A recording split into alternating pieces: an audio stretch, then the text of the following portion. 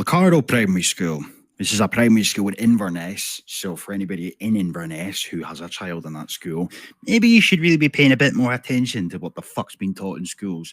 You know, when I read through some of this stuff and it's been the same every single time I've ever come across any of this sort of documentation in the past, I've always been somewhat perplexed as to why there seems to be a deafening silence when it comes to the egregious nature of some of this stuff, right? Because back in the day, we all know how school used to operate. You went to school, you learnt your numeracy, you learnt your ABCs and whatnot. And as time went on and as you reached adolescence, you ended up taking subjects, etc., with the plan, in theory, being for you to become qualified in order for you to pursue a decent job in the future when you reached adulthood. Now, all of a sudden, it seems to be more focused and increasingly more focused on everything to do with global citizenship, politics, propagandizing the youth in the process, everything to do with Agenda 2030. Even in the screen right there, it alludes to some of the goals, the 17 Sustainable Development Goals. Right?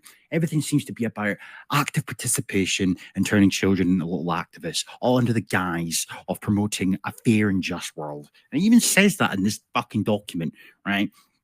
So I'm going to try my best to try and make this video a bit shorter than ordinarily I would. And every time I say that, I always end up making it far too long. Point being, though, I will just do a bit of an information dump as far as like links are concerned in the description. But regardless, immediately right off the bat, it says the key priorities are outlined in the National Improvement Framework. And bear in mind, this is a primary school in Inverness, placing the human rights and needs of every child and young person at the centre of education. Of course, human rights. There's all this emphasis on human rights and whatnot, of course, right? Just coming down a bit further, though, there's a lot of waffle and whatnot stuff I'm not really interested in, to be honest. But it goes on to say, even here, Licardo Primary School strives to equip all learners with a variety of experiences for lifelong learning in a fun, stimulating, challenging, and rewarding environment. Since we share a sense of pride and encourage each other to be the best we can, where everyone feels safe, included, valued, and respected, and contribute equally within the world, right?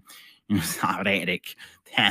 Fucking creepy rhetoric. Anyway, coming down a bit more, and it's this section here that I want to focus on: culture and community, right? To continue our place, to continue to place our people at the center of education and ensure all learners' entitlement to learning for sustainability is upheld. Okay, learning for sustainability, Agenda 2030, and whatnot, ensuring young people engage with a progressive curriculum that is tracked across their journey to ensure a balanced coverage of E's and O's, don't know what that means.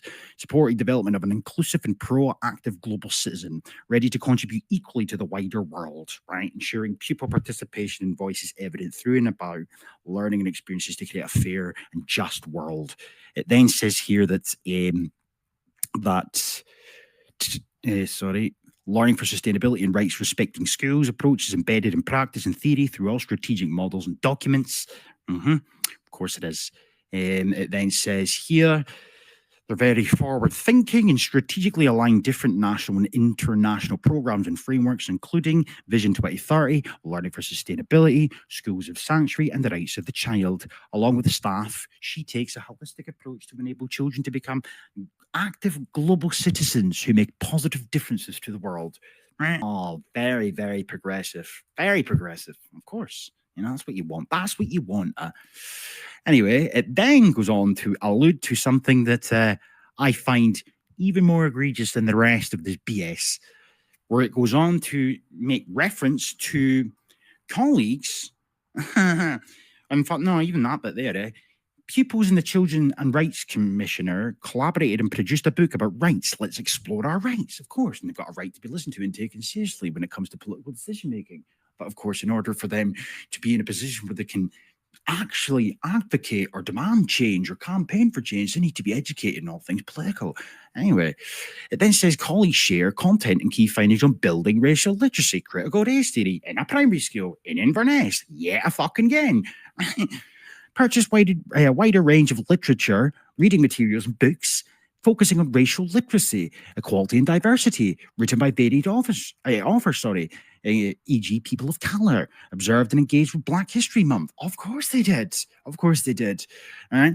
And then says that every school received a free copy of the book and it's available to buy.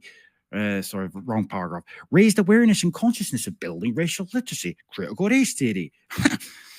staff are trained on building racial literacy in a primary school in Inverness. Further develop and plan focused time for exploring building racial literacy at all levels. And also buy more racial literacy books for early level. Early level, of course, being the youngest fucking demographic of children in an academical setting. Right? And just to finish this little bit off here, even down here, they just can't help themselves. Increase awareness of the impact of actions on climate change. Yes, that's what schools should be focusing on. That's what primary schools in Inverness should be focusing on. You know, here's another example when it comes to the critical race theory shit. This is a school in Glasgow. I've covered this in the past, a long time ago, right? Where it says here, building racial literacy, New York primary school. Racism is a hard topic and it can be especially tough to bring up with children due to the negative feelings it brings up, right? It goes on, learning together, developing racial literacy and broader cultural awareness can be a journey you and your children take together. Embracing your own cultural identity and racial background is a great opportunity to discuss other racial backgrounds. Getting involved with activities that celebrate cultures and races outside of your own help children to see difference as a positive thing and understand the importance of respecting each other's backgrounds and lives. School in Inverness again, Milton Allays, right? And I'm just going to go down to the quotations from the teacher here. Early years teacher for Milton Allays Primary School shares experiences of developing global citizenship with young learners, right? And if we come right down to the bottom where it says, just here, I think as part of the Seeds for Change project, I was given the opportunity to share some of my knowledge about how young children learn and work with the Highland One World team to create a resource that was informative and practical for early years practitioners. This involved creating a provocation toolkit, practical methods for creating hooks into global citizenship themes such as gender, anti-racist education, and nature connection. You know, this, again, is a primary school, early years, early learning, and again, it seems to be more about politics than it seems to be about education. But, you know, more broadly, a school in Edinburgh, where you have, for example, an inspiring transition teacher in the Liberton learning community in Edinburgh is focusing on embedding global citizenship throughout the curriculum. Of course she fucking is. They're doing this through learning about the Sustainable Development Goals with her P7 classes, helping to bridge the gap between the primary and secondary curriculum. To help inspire the young people at the beginning of this learning journey, the school reached out to Scott Dick, who are excited to collaborate and assist with this important work, providing an introductory workshop for the pupils. Very, very progressive. Now, Scott Dick, like many other websites out there, seems to provide an awful amount of resources for teachers to be able to take into their classrooms when the time comes to start promoting this fucking bullshit.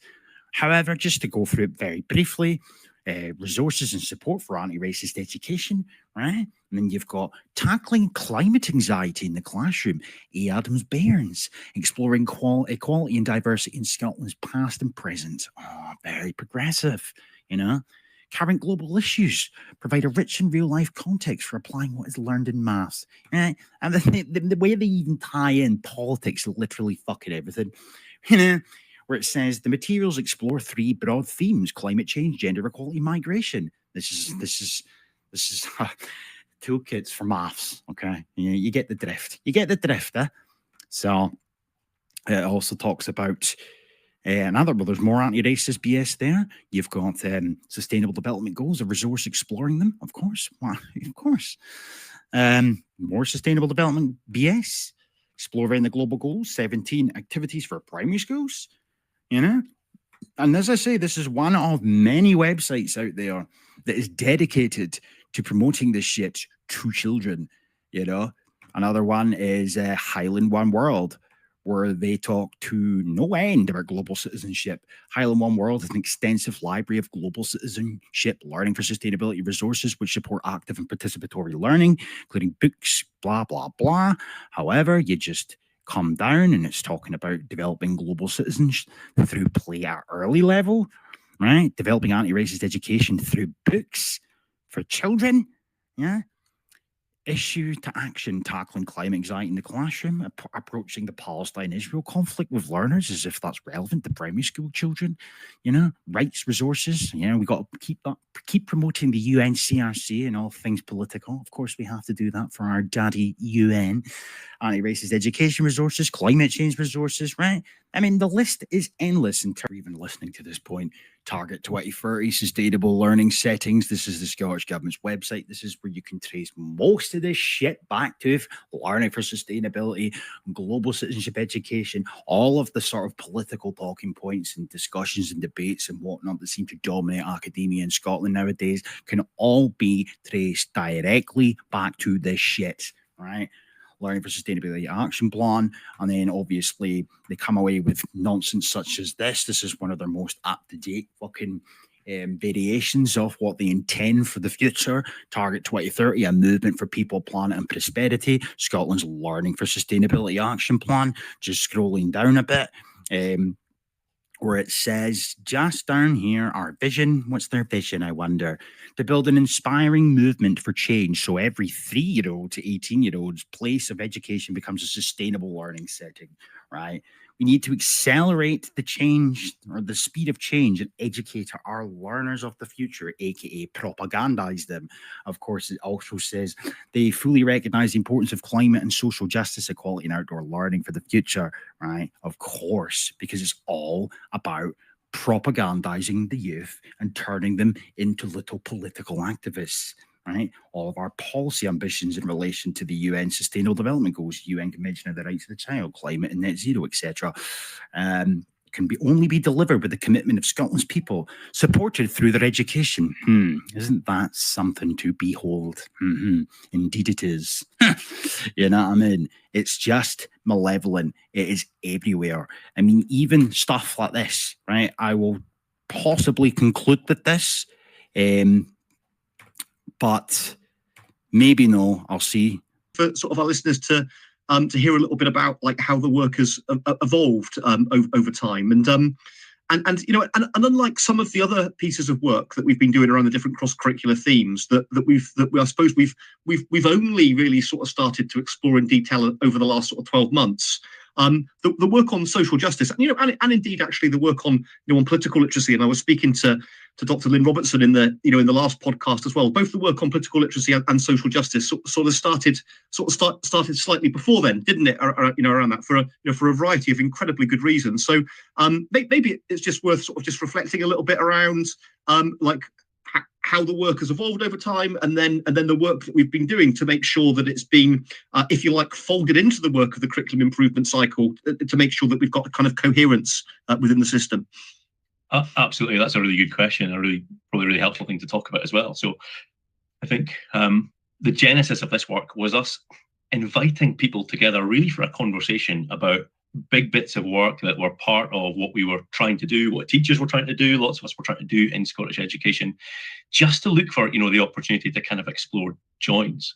A couple of years ago, when we were co-creating the anti-racist curriculum principles, so that's that document breaking the mold that I guess maybe some listeners will be familiar with, some won't be, but that was a document that was written by practitioners, by educators who were absolutely steeped in anti-racist practice and theory, but also really good at explaining these kind of concepts to others who weren't, and teachers who weren't, and people like me, I suppose, at the time. And that document was really written, there was a real attempt to support a really intersectional approach when that was written. So that, that encourages people to think about the curriculum offered. Do we have a curriculum in our setting that meaningfully represents all the communities that we have in Scotland? And if you're doing that through the lens of race, and you're looking at, what are the representations of Black and minority ethnic people in our curriculum offer, in our library, in our stories, and what we teach, going along with that, you might want to ask, well, what are the representations of women? Where are the positive gay role models? So I think we know, so much from what young people have told us over a period of time. It's a bit like that Liz Lochhead poem Bairn sang, that whole thing about, I think, is it white, posh, male and dead, could describe a lot of the Scottish curriculum quite traditionally. Ah, there it is. The proverbial anti-white misandrist trope of implying the education at present prior to them interjecting with their cringy, malevolent propagandizing. You know, it was too pale, male, and stale. How dare Scottish education allegedly be pale, male, and stale? The building racial literacy program, of course, still very much something that's going unchecked, unchallenged, and quite frankly very difficult as of late to find much information on them. They seem to be quite good at hiding behind the scenes nowadays, right? But it says here, just for anybody that's not aware, the Building Racial Literacy Program promotes anti-racism as a baseline professional value, empowering educators to identify and implement anti-racist behaviours. The ultimate goal being to make every educator in Scotland racially literate and effective at dealing with racism and confident in leading anti-racism. So sort of to conclude this, because as I said, I want to make this video somewhat short and I failed kind of again, even though there's a lot more I could include because I've got about 98 fucking tabs open. But the point being that all this shit can obviously be traced directly back to learning for sustainability and global citizenship education and whatnot. But the reality of the matter is here that a lot of the bullshit that comes under those banners, right, under that umbrella term or those umbrella terms, it's very malevolent. It is deliberately designed in such a manner in order to propagandize the youth and turn them into potential fucking activists of the future. Hence why climate anxiety is rife. Hence why there's so many more children who embrace diversity and want to talk about race and genders and whatnot, right? These were not issues, nor were they topics of conversation years ago. Nah. And all of a sudden nowadays, it's become the fucking status quo to discuss these things. And you've got to wonder where it all comes from. Very progressive from our nationalistic government, Anyway, adios.